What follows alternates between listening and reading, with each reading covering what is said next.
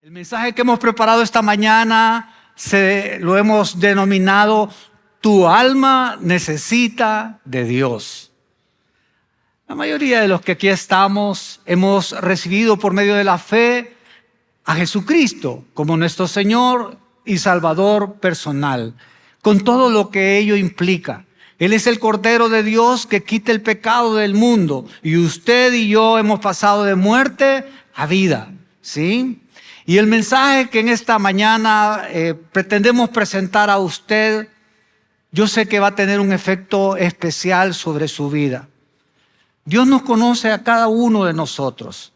Delante de Dios, Él que es omnisciente, que lo conoce absolutamente todo, usted y yo estamos desnudos. ¿Qué significa eso? Que delante de Dios no podemos ocultar absolutamente nada.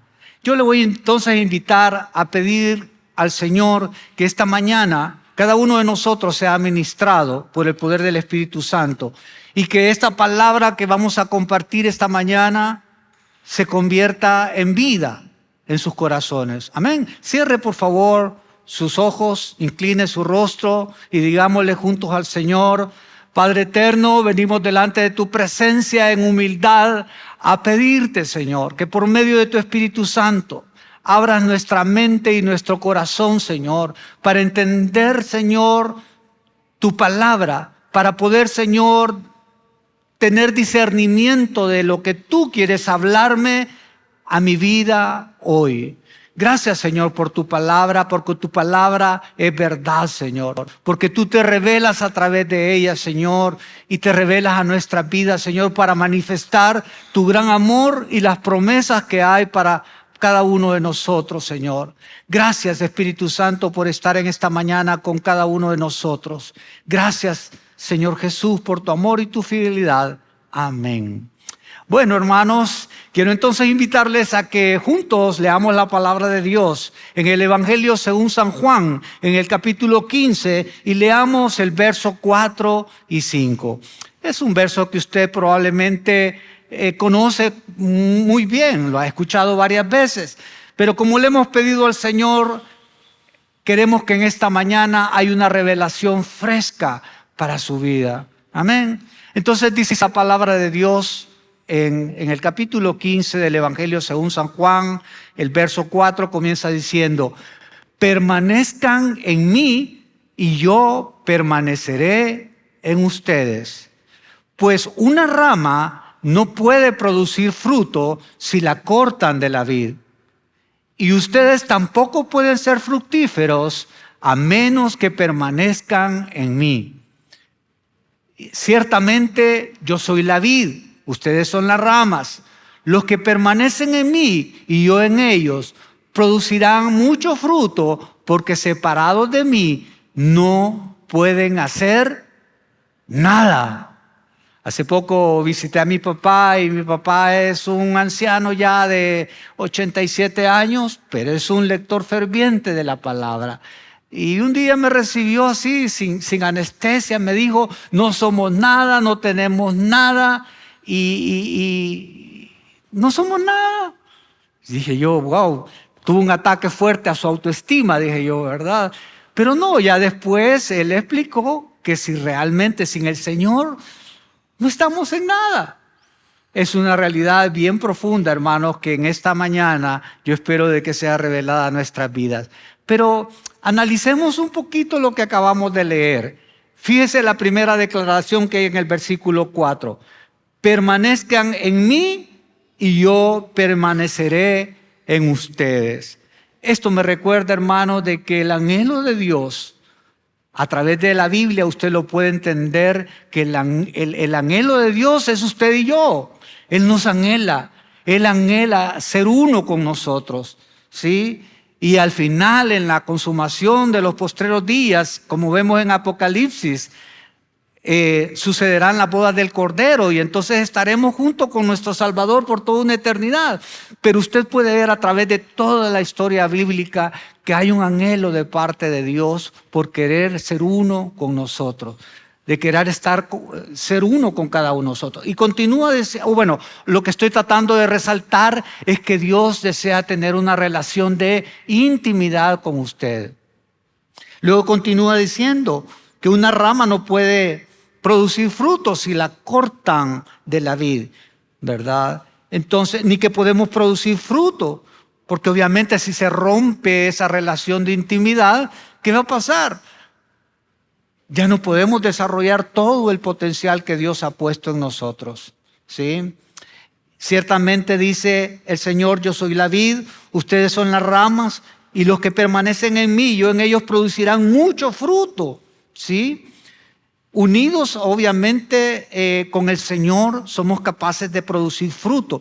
¿Y qué simboliza el fruto? Es desarrollar todo ese propósito maravilloso que Dios tiene para cada uno de nosotros. A ver, lo veo un poco serio y lo voy a poner en un contexto muy actual. Fíjese que esta semana nos invitó unas hermanas a ir a orar a su casa, me mandó la dirección por el WhatsApp, ¿verdad? Y cuando iba caminando, bueno, eso fue al final del día, no me había dado cuenta que la batería de mi celular estaba a punto de agotarse. Entonces iba con el GPS, ¿verdad? Tratando de localizar la casa de mi hermana y me doy cuenta que ya casi no tenía batería. Y le digo a mi esposa, hey Jackie, mira, te voy a pasar la dirección. Ay, si yo tampoco tengo batería, me dice, ¿verdad? Y es increíble todos estos aparatitos, ¿verdad? Todo lo que ahora nos facilita en la vida, ¿sí? Pero este aparatito, que es una supercomputadora, ¿verdad?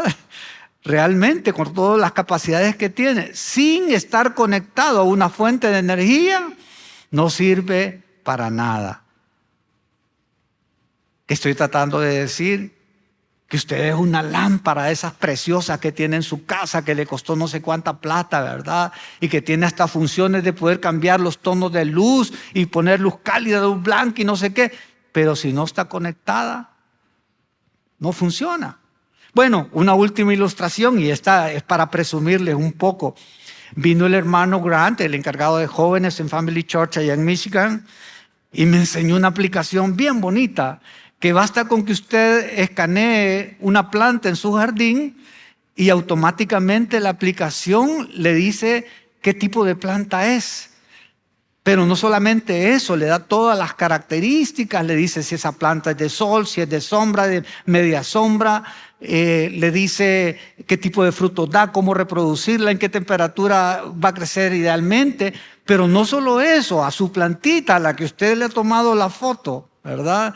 Le dice exactamente cuál es la condición. Y dice, por ejemplo, ¿verdad? Si usted le apunta a una planta sana, pues obviamente dice ahí que la planta está completamente sana, ¿verdad?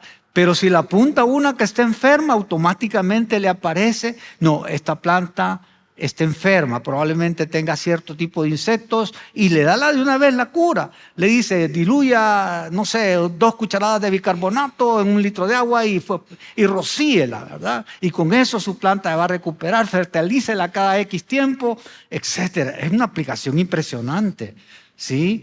Porque no solo identifica qué tipo de planta se trata, sino que dice de alguna manera cuál es la condición de esa planta. Ahora, mi analogía en esta mañana es bien interesante porque aquí tengo mi aplicación encendida, fíjese, y por primera vez se me ocurre, ¿verdad? Si yo, así como escaneo las plantas de mi jardín, yo sacara esta aplicación y lo empezara a escanear a cada uno de ustedes. ¿Ah? ¿Qué le parece mi experimento? Y que me saliera, ¡pam! Este es un hijo de Dios, este es mi hijo amado, en quien he depositado toda mi confianza, ¿verdad? Pero obviamente le falta dar fruto abundante. Y para eso lo que necesita es fertilizarlo con la palabra de Dios, ¿verdad? Y por acá otra hermana, ella está sana completamente, ¿verdad? Aleluya. Y por aquí otra hermana, no, a esta hermana le falta oración, ¿verdad? Y está enferma porque los frutos que está dando no son muy agradables, anda todo el tiempo en chismes, en pleitos, por cualquier cosita estalla, ¿verdad? Anda todo el tiempo ansiosa, como si no confiara en que yo soy su padre, ¿verdad? Etcétera. Imagínense qué bonita sería esta aplicación, ¿verdad? Voy a ver si funciona. Así que nos vemos después de la prédica, ¿verdad? Para hacer un escáner de cada uno de ustedes. Hermano, cuando yo le preguntaba esta mañana, ¿y cómo está su alma hoy? Vea que en esta serie de mensajes hemos estado tratando de ahondar en que independientemente de lo físico que vemos, hay un ser interior, ¿sí? Donde radican nuestros pensamientos, nuestros sentimientos, nuestras emociones.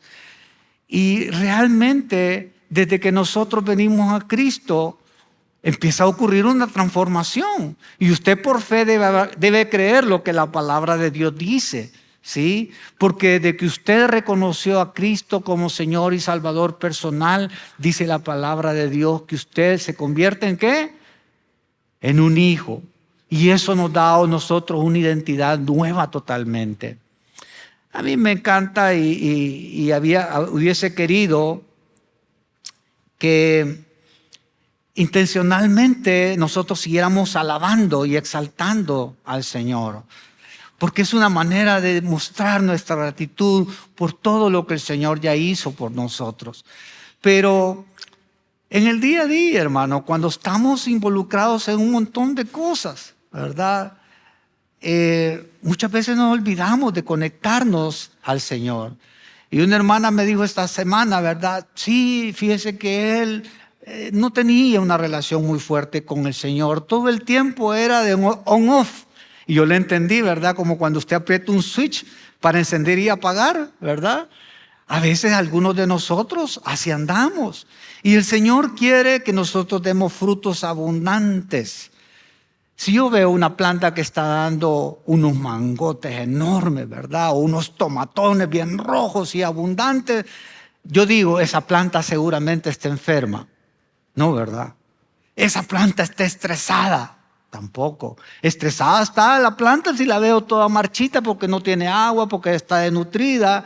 Pero una planta que está dando un fruto abundante, ¿qué digo? No, hombre, esa planta está recibiendo toda la nutrición que necesita. Y en la analogía que la palabra de Dios nos presenta, donde dice que usted y yo somos ramas y que el Señor es el tronco al que debemos estar conectados, nosotros estamos diseñados para llevar fruto abundante. Pero aquí hago un énfasis, hermano.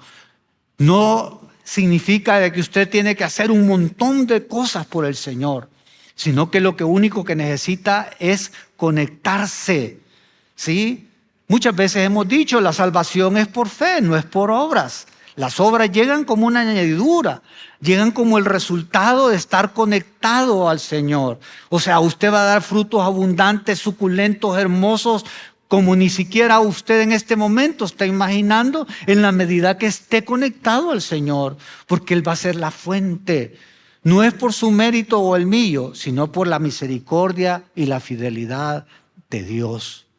Él nos da vida, hermanos, y la vida que el Señor pretende darnos, dice su palabra, que es una vida abundante.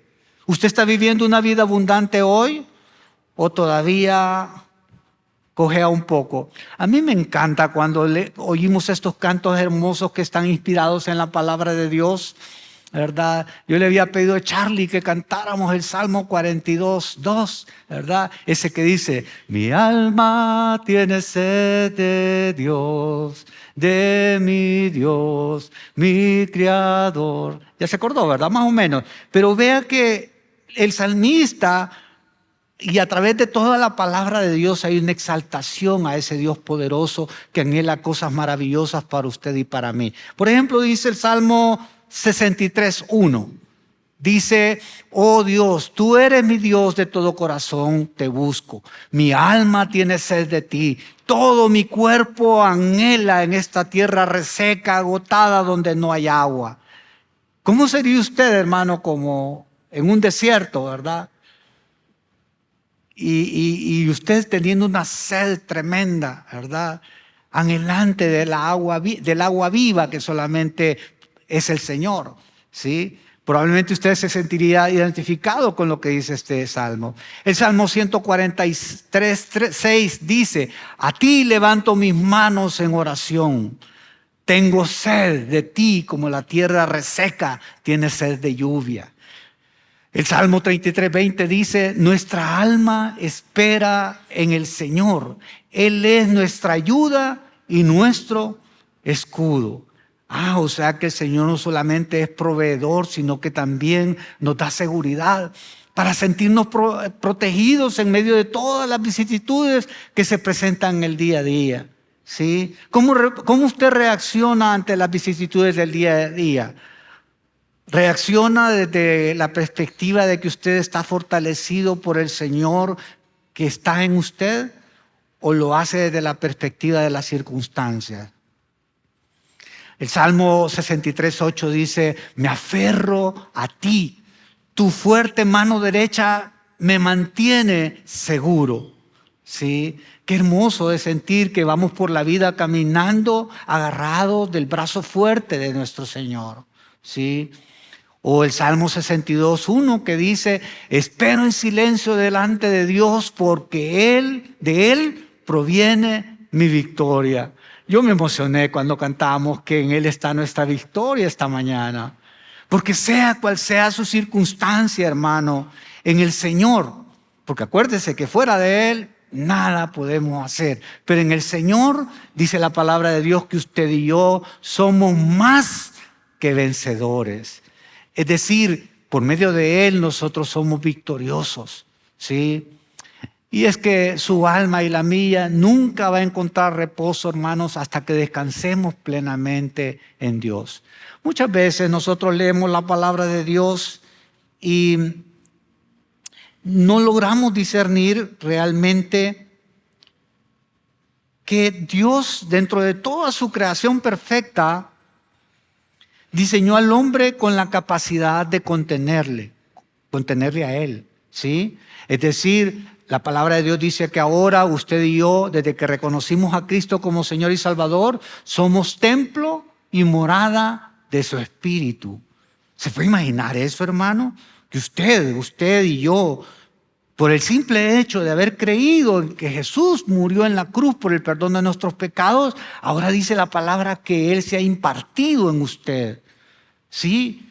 Y somos dentro de la creación los únicos seres creados con la capacidad de contenerle. ¿Sí? Usted tiene animalitos, tiene plantas, pero nunca va a haber una planta, ¿verdad?, doblegada ante el Señor o pretendiendo venir aquí a congregarse con el resto del cuerpo de Cristo. Es decir, nosotros somos los únicos seres creados con la capacidad de amar, pero de amar en esa clase de amor que representa a nuestro Dios. ¿Sí? Porque Dios es amor y el amor de Dios se ha impartido en cada uno de nosotros porque el Espíritu de nuestro Señor Jesucristo ahora mora en nuestro ser interior. Amén. Bueno, hermano, estoy hablando de cosas complicadas, pero quise rescatar por ahí una imagen del jardín del Edén. Y no sé si está por ahí bueno, esto no parece el jardín del Edén. Había una caricatura, hermano, que estaba chistosísima. No está la caricatura, ¿verdad? Pero era Adán y Eva haciendo como la ola, ¿verdad? Y me di cuenta que los pececitos hasta estaban sonrientes, ¿verdad? Y yo, hermanos, a través de la palabra de Dios trato de imaginarme cómo fue el diseño de Dios para toda la creación. Y estoy enfatizando esto porque a mí me llamó la atención de las prédicas anteriores cuando mi hermano Carlos decía: hey, qué privilegio el que tenían Adán y Eva de tener una comunión con el Señor de continuo. ¿Cómo era la vida de ellos?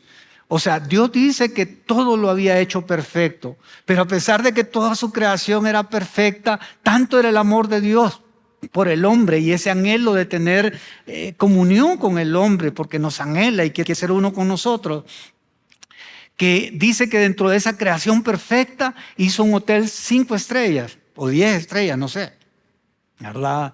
Y digo de 10 estrellas porque es inimaginable cómo diseñó esa habitación llamada el Edén, donde el hombre no tenía que trabajar, se la pasaba feliz teniendo comunión con Dios y todo. Y la única advertencia que Dios había dado es que no debía comer del árbol de la ciencia del bien y el mal.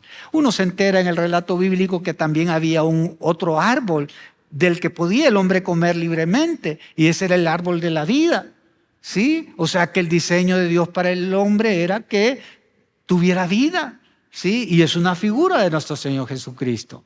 Entonces, lo que estoy tratando de mostrarle al irnos al inicio de la creación es que Dios lo había hecho todo de una manera espectacular, ¿sí?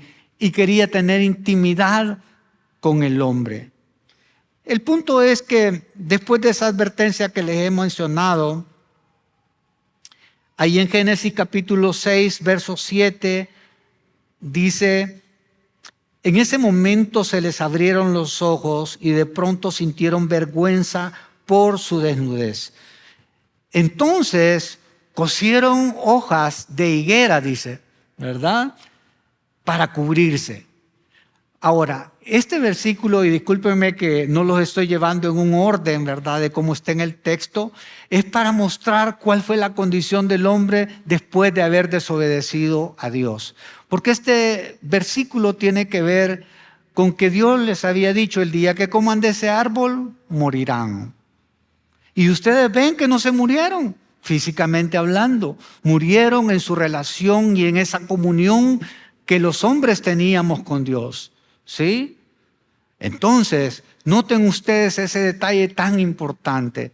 ¿Qué pasó con el hombre y la mujer al morir en esa relación con el Señor? Se les abrieron los ojos y entonces pudieron distinguir entre el bien y el mal. Y eso, hermanos, es lo que hasta este momento nos sigue persiguiendo. Esa arrogancia del hombre por sentirse igual a Dios, ¿sí? En todo.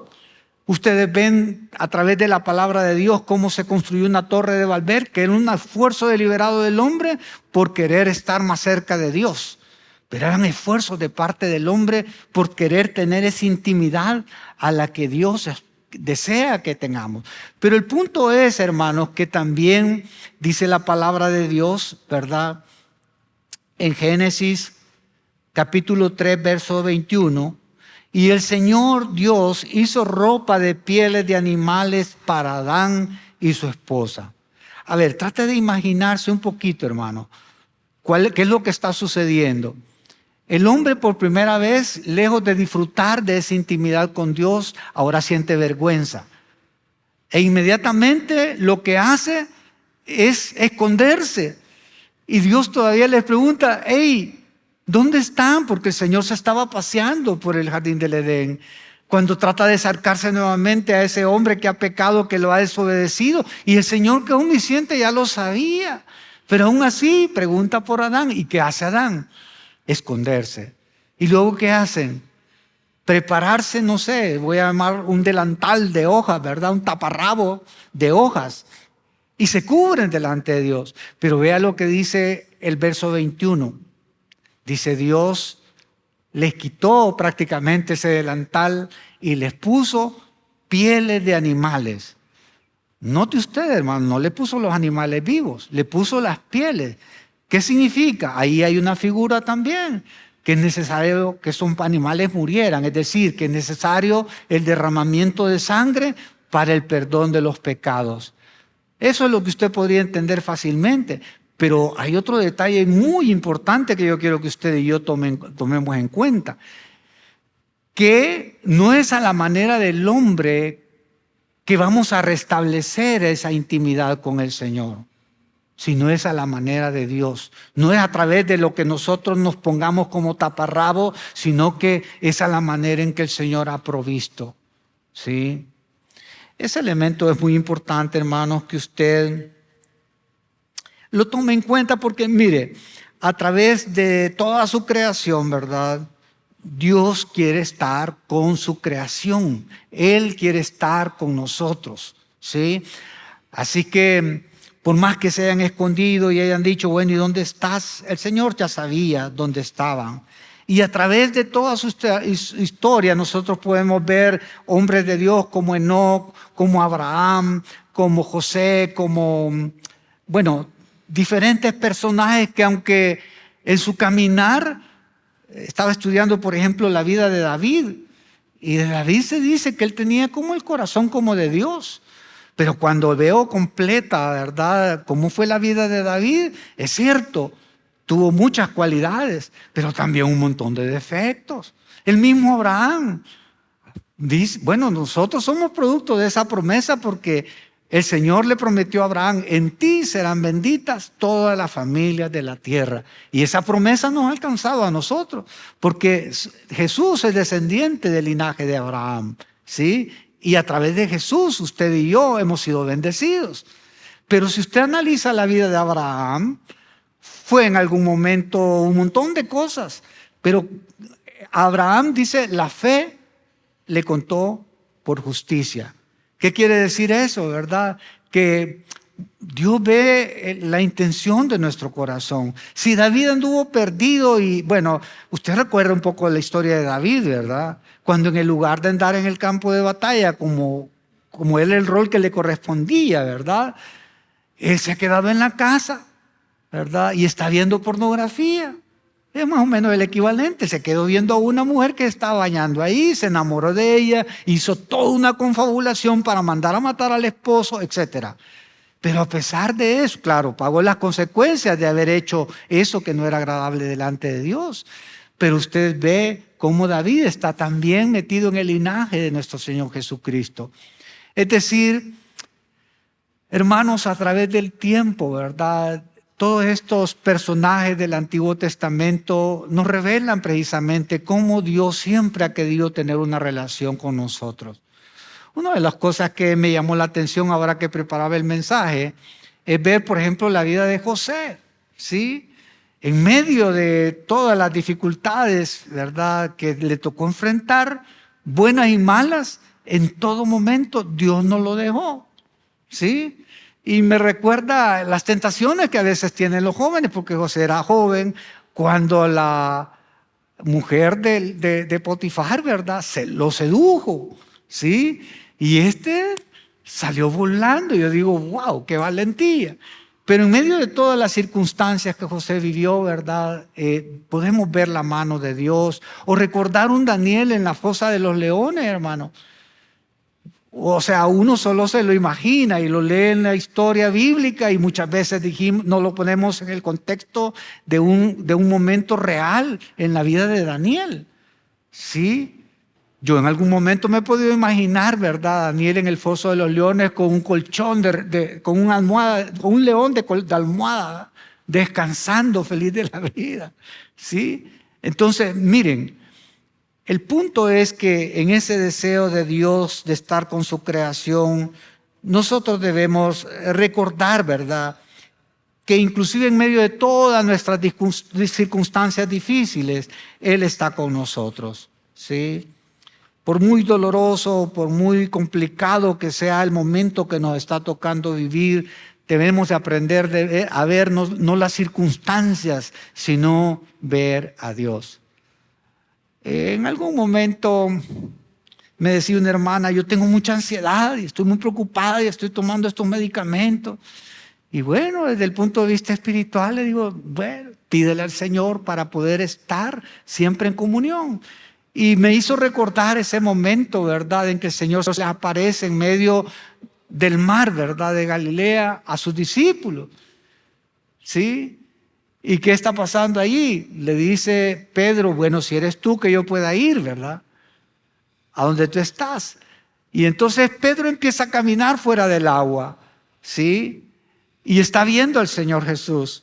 Pero de repente, las circunstancias de ese mar empiezan a arrojar olas por todos lados, ¿verdad? Y entonces él deja de ver a Jesús para ver las circunstancias de su realidad. Y cuando eso sucede, ¿qué pasa con Pedro? Se empieza a hundir, ¿sí? Yo me quiero imaginar que dejó de ver a Jesús, ¿sí? Dejó de estar conectado con Jesús y eso hizo que las circunstancias que podían ser muy reales, ¿verdad?, dominaran su alma, hicieran sucumbir su alma. Y en el día a día, ¿no será que a usted y a mí nos pasa eso? Que vemos la realidad de las circunstancias, pero no vemos la realidad de Cristo en nosotros. No vemos la realidad de su victoria. Esa victoria que Él ha hecho nuestra ahora. Entonces, hermanos, mire qué interesante. ¿En cuántos momentos de nuestra vida podemos llegar a estar realmente conscientes de esa condición nuestra? Estoy recordando la historia de un niño allá en Norteamérica que fue descubierto por los vecinos porque el niño andaba buscando basura, ¿sí? Andaba hurgando en la basura y aparentemente andaba viendo qué comía, ¿sí? Entonces los vecinos tuvieron lástima del niño y un día lo siguieron, ¿sí? Cuando lo siguieron encontraron que estaba viviendo solo, ¿sí? Lograron abrir las puertas y descubrieron que por algún motivo su mamá había muerto. Entonces ese niño, para sobrevivir, salía a buscar comida. Cuando llegaron las autoridades y todo eso, una familia logró negociar, ¿verdad?, con las autoridades para tener la custodia del niño mientras se podía tener una cuestión más formal. Entonces ese niño había andado meses buscando, hurgando comida en los basureros. Y cuando este niño, sentado a la mesa con toda la familia, ¿verdad?, a comer, ese niño no comía, sino que devoraba la comida. Cuando la familia apenas iba a probar bocado, ¿verdad?, ese niño ya estaba atragantado.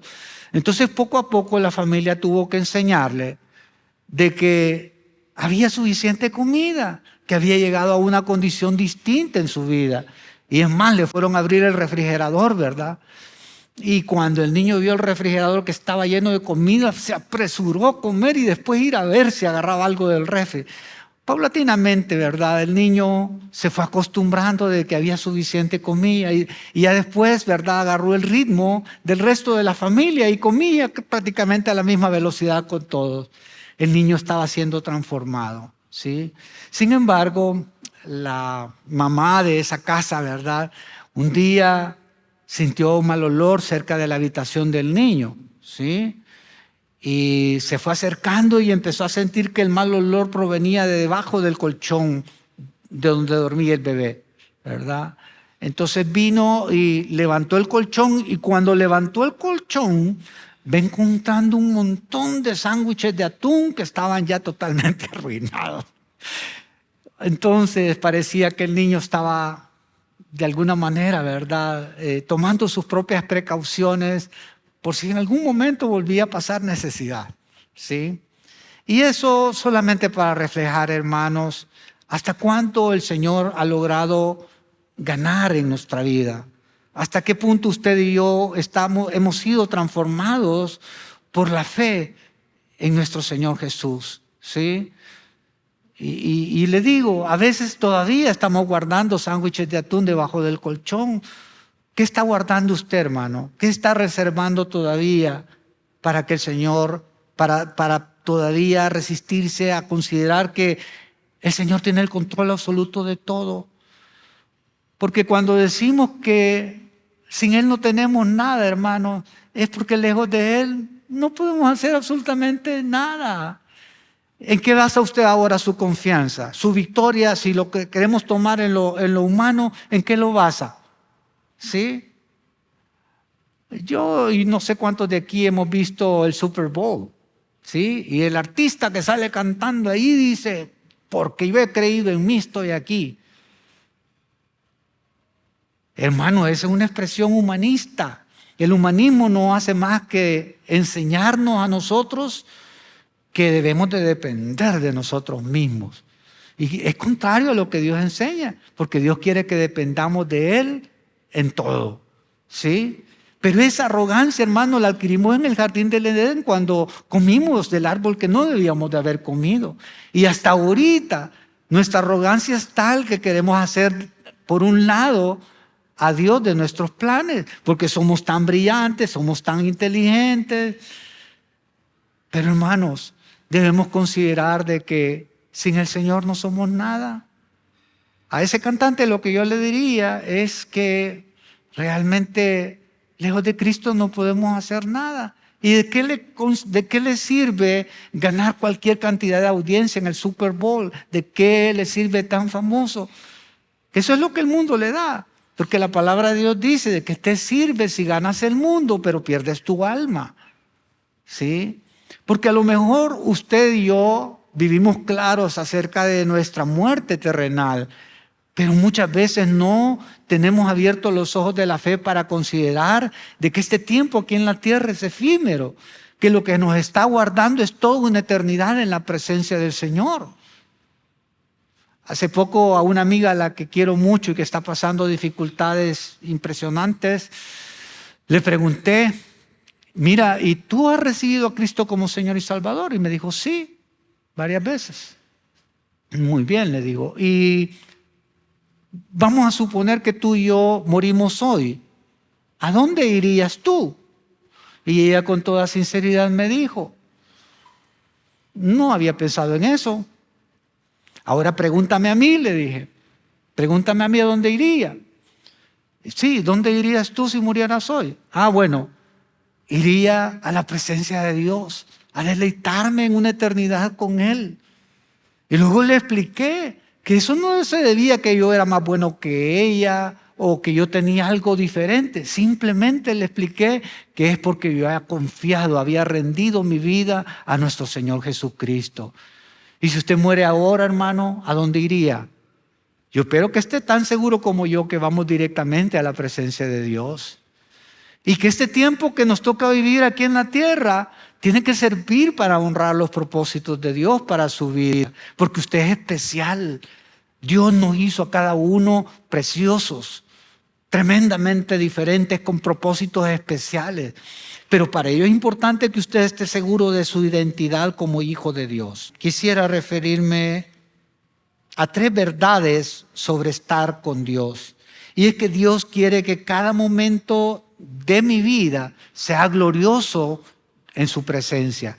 Es decir, que usted y yo disfrutemos de todas las bendiciones que Él ha prometido para nosotros. Pero es necesario que nosotros por fe trascendamos y nos apropiemos de esas promesas como una realidad para nosotros.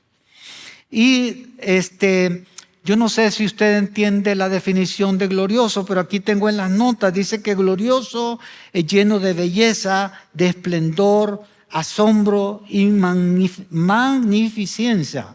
¿Sí?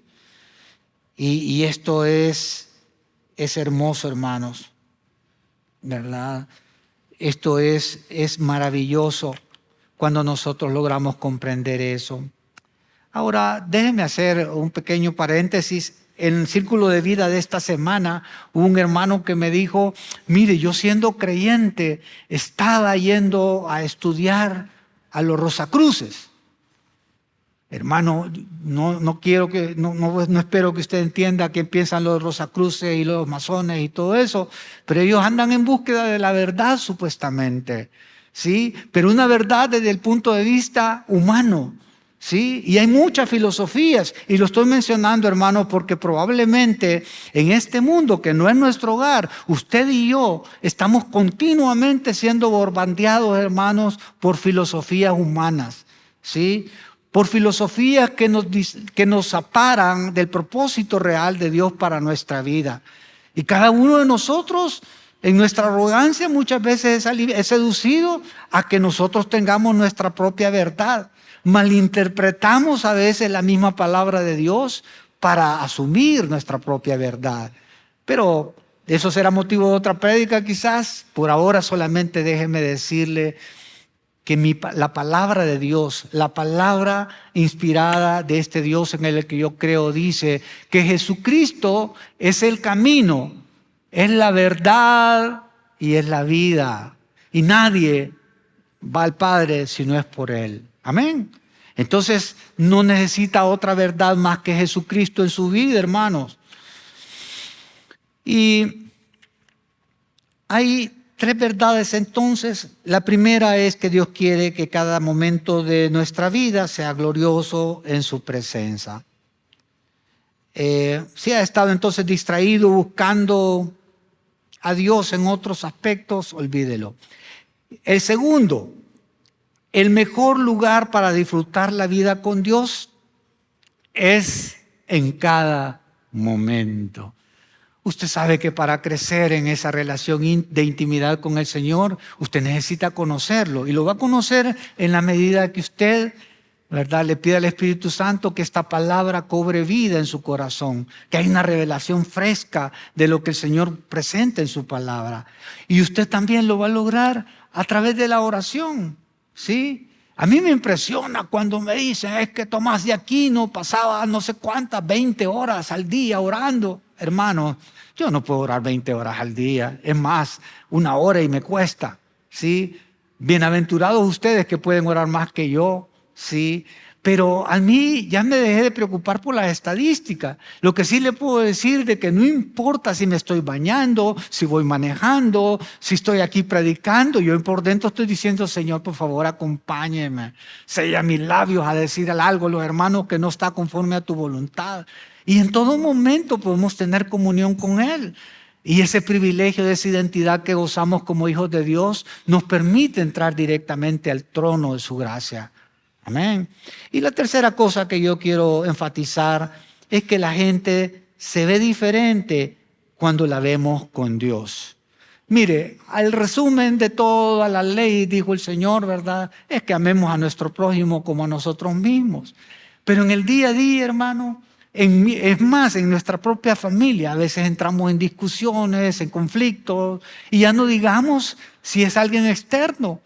Yo espero que entre su vocabulario no haya esa expresión de es que a mí me cae mal fulano, es que no lo aguanto, es que cada vez que lo oigo y habla. Hermanos, cuando el Señor empieza a dar salud a nuestra alma, Él empieza a cambiar esas actitudes. Y la cambia para poder nosotros ahora ver de una manera diferente a nuestro prójimo. Le voy a dar un ejemplo que está de moda. Los Terrians. ¿Cómo ve usted a los Terrians? ¿Sí? Ayer le pregunté a alguien, ¿cómo ve los Terrians? Están chollados, me dijo, ¿verdad? Y yo le voy a confesar aquí, pero que quede solamente entre nosotros y los 50,000 que nos sintonizan de manera diferida por las redes sociales. Yo en algún momento fui Terrian, mi hermano. No me acuerdo que cuando estaba yo en kinder, ¿verdad? Me sacaron bailando con un disfraz de caballito. Y vieran qué bonito lo hice, ¿verdad? Mis hermanos estaban tan envidiosos porque dicen, no, no era caballo, era un burro. Pero al final, hermano, también tengo que confesar, hermano, que en algún momento también era Terrian porque me gustaba ser Batman, ¿verdad? El hombre murciélago o Spider-Man. El Chapulín Colorado, algunos de ustedes. No, el fenómeno de los Terrians, hermanos, es un fenómeno de identidad, donde jóvenes sin un propósito, sin estar conectados a la vida verdadera, tienen una crisis seria de identidad, ¿sí? Pero qué maravilloso es que usted y yo, hermanos, nos sentimos tan distantes de ser Terrian que ahora los tenemos que ver con ojos de compasión. Porque ¿qué dice la palabra de Dios respecto a nosotros? Ahí en Romanos 8:16 dice, pues su espíritu se une a nuestro espíritu para confirmar que somos hijos de Dios. Qué maravilloso, hermanos, es que en esta mañana con toda seguridad y por medio de nuestra fe en Jesucristo, usted y yo, por medio del Espíritu Santo, tenemos la certeza de ser hijos de Dios. Y no por el mérito personal de alguno de nosotros, sino por el mérito de Cristo, dando su vida por el perdón de nuestros pecados. Cuando Él resucitó, no solamente venció al pecado, sino que también venció a la muerte, para que donde Él está, también nosotros podamos estar. Amén. Entonces, hermanos, que este mensaje sirva para reafirmar que sin el Señor nada podemos hacer. Tengo una aplicación de vida y la aplicación de vida tiene que ver con que usted ya no necesita más religión, no necesita presionarse de que usted necesita hacer muchas cosas para agradar a Dios. Lo único que necesitas es confiar en Jesucristo. Sin Él no hay vida. Sin Él es como una rama que cortamos de un árbol. En apariencia está viva, pero paulatinamente esa rama está condenada a morirse y a frustrar ese plan glorioso de parte de Dios de que esa rama en su tiempo hubiese dado frutos abundantes, ¿sí? Entonces tenemos que pedirle al Señor. Yo le voy a pedir que por favor cierre sus ojos, ¿verdad? Para orar y pedirle al Señor que sea Él quien nos ayude a tener mayor intimidad con Él, a renovar, como le pidió David, ¿verdad? Renueva en mí, oh Dios, un espíritu recto delante de ti. Ayúdanos, Señor, por favor, a depender en todo de ti. Padre, mis hermanos y yo, Señor, nos unimos delante de tu presencia para ponernos de acuerdo, Señor, en pedir que llenes nuestra vida, Señor. Que podamos ser sensibles a la voz de tu Espíritu, Señor, guiándonos hacia tus propósitos, Señor, revelándonos, Señor, las cosas que aún no hemos descubierto, pero que tú tienes preparado porque hemos creído en ti, Señor. Ayúdanos, Señor, que en medio del día a día y en medio de las circunstancias difíciles, Señor, no veamos nuestras circunstancias, sino veamos el poder que viene de ti, Señor. Ayúdanos a mantener, Señor, nuestra mirada en ti, mi Dios, que eres el autor y el consumador de la fe, el que ha prometido estar con nosotros todos los días hasta el fin del mundo. Gracias, Señor, porque sin merecerlo, mi Dios, tú en tu misericordia y en tu fidelidad has decidido darnos vida, Señor. Pero como hemos entendido en esta mañana, lejos de ti no podemos hacer absolutamente nada. Gracias, Señor, por ese amor que es un amor incondicional. Gracias, Señor, porque tu sangre sigue siendo eficaz para el perdón de nuestros pecados, Señor. Gracias, mi Dios. Gracias por esa cruz, Señor, por ese lugar donde diste tu vida para presentarte como el Cordero puro, el único sacrificio digno delante del Padre para poder tener redención y vida eterna. Gracias, Señor, por salvar nuestras vidas. Gracias, Señor, por tu amor y tu bondad. Amén. Espero que el Señor te haya hablado a tu corazón a través de la palabra de Dios y que quieras abrirle tu corazón a Jesucristo. Es la mejor decisión que puedes hacer. La Biblia dice que el que tiene al Hijo de Dios tiene la vida. El que no tiene al Hijo de Dios no tiene la vida. Y ahora tú puedes hacerlo a través de una sencilla oración. Repite conmigo en tu corazón y dile: Señor Jesucristo, reconozco que he estado apartado de ti. Reconozco que no puedo vivir sin ti.